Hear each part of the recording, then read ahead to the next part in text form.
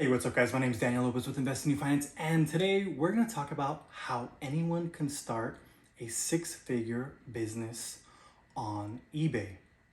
If you guys haven't seen my last video that I made talking about how I made $72,000 in 2020 selling on eBay, go check that video out. But in today's video, I want to talk to you about how I'm making six figures on eBay, and anyone could do it. Back in 2020, I was listening to a lot of Gary Vee, Gary Vaynerchuk, and he was talking about sports cards. And this was during the COVID pandemic. So everyone was, I'm sure, listening as well. And I just started thinking, hey, I used to collect sports cards when I was a little kid, and it was so much fun. So I brought out all my old sports cards from like the 1990s, and I started going through them and listing them on eBay. Little by little, I started making sales. But the sales were not like crazy numbers. I wasn't making a ton of money. I was just making, hundreds of dollars, not anywhere like what I thought I was gonna make. Because it turns out that the 90s sports cards aren't really worth anything. So I started investigating. I started looking to see like, hey, what cards are actually selling for a lot of money? And I noticed that a lot of the cards were certified. And what I mean by certified is they were graded by a company who says, okay, send us your sports cards and we'll let you know the condition that the sports cards are in. So I said, okay, let me look into this. And I remember when I was a kid, I would have like Beckett magazines, and these magazines would tell you the value of your cards. Well, Beckett still exists, and you can send your sports cards to them so that way they can look at them and they can get certified. What I found out by just looking on eBay was that if the sports card was graded with a high grade, they would be selling for a lot more money. So I thought, okay, let me look at my cards and see which cards are in good condition. Because when I was a kid, I would collect them in binders and I would collect them in boxes, but they weren't put in like very good protection, I would say. I mean, they were protected, but like I didn't think that, okay, one day the condition is going to matter. So I just put them in binders and protect them as best as I can. I mean, mind you, I'm like a sixth grade kid, or whenever I collected them out, I mean, probably like grade school.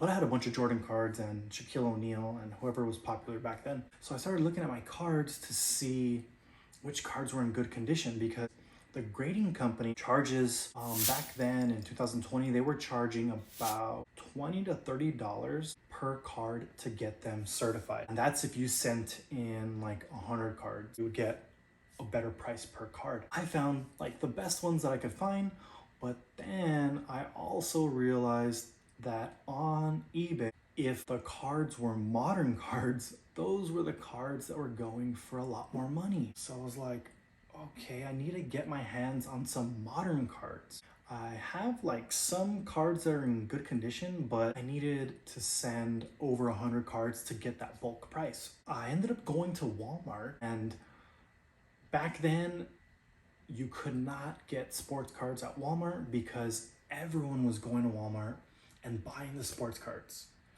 because they knew that they could resell them online on eBay.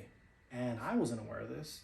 I was just barely getting into eBay, barely getting into sports cards and things like that. Well, I ran into another reseller and he was telling me that, oh yeah, people come as soon as Walmart or Target opens, because you can get sports cards at Walmart and Target, and then they buy all the sports cards so no one has a chance to get them. So I said, okay, that's kind of crazy that people are doing that, but I mean, they must be making money. I went ahead and went to my local Walmart every day for a week to see when they were gonna stock the new sports cards. And finally, I went as soon as Walmart opened, saw that they had just stocked the sports cards, and I went ahead and I just bought however much, like, I think I ended up spending like $900.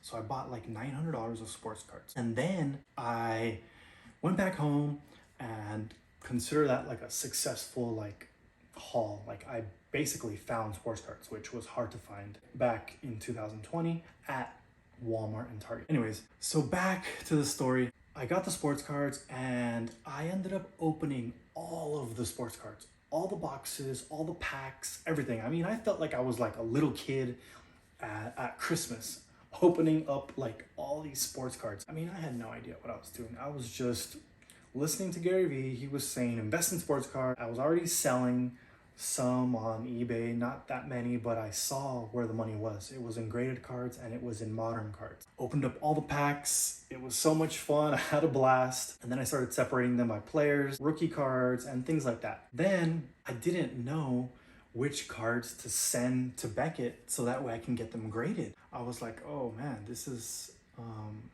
crazy. Like, I have all these sports cards, yet I still don't know which ones are good.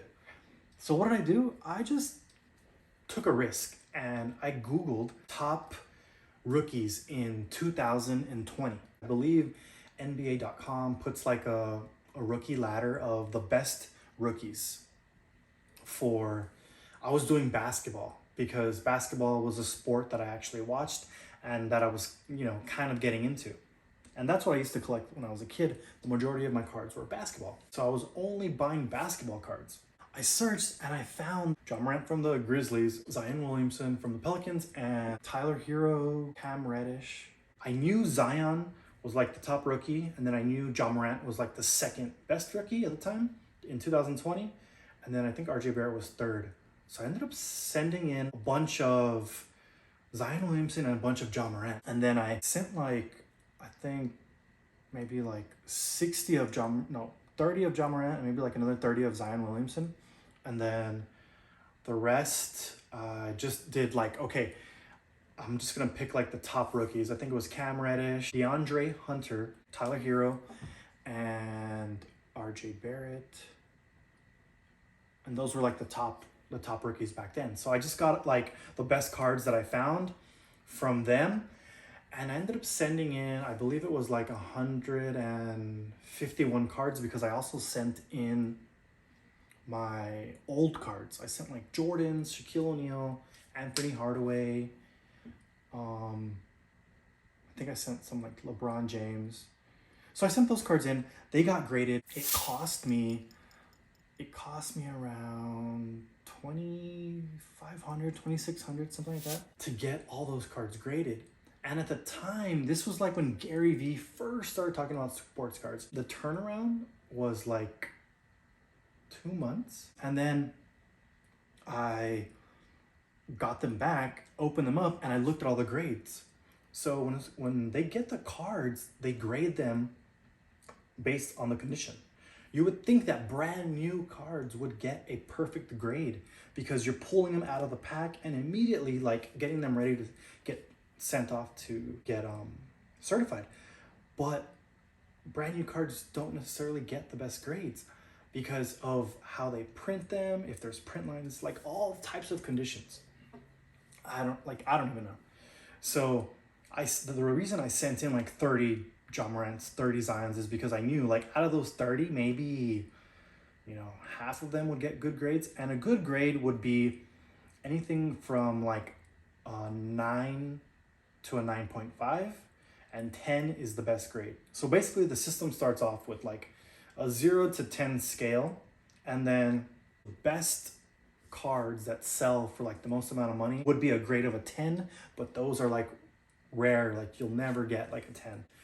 So the most common is like a 9 or a 9.5. Beckett has a 9.5 grade, and then they go by 0.5. So like 9.5, 9, 8.5, 8, and then all the way down to 1.